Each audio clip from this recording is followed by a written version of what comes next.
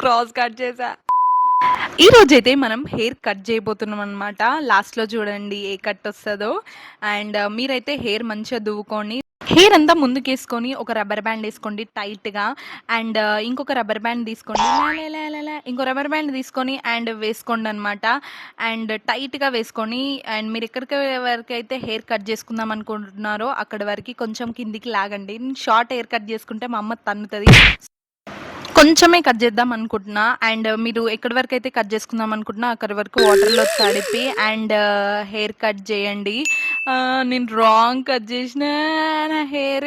Okay. తర్వాత మా అక్క హెల్ప్ చేసింది. అండ్ మళ్ళీ నీట్‌గా స్ట్రెయిట్ కట్ చేసేసుకొని అండ్ లాస్ట్‌కి ఫింగర్స్‌తో ఇలా హెయిర్ పట్టుకోండి. అండ్ లాస్ట్‌కి ఇలా కట్ చేసుకోండి. అండ్ స్ట్రెయిట్‌గా ఇలా కట్ చేసేయండి. లాస్ట్‌కి చిన్న చిన్న హెయిర్ అంతా.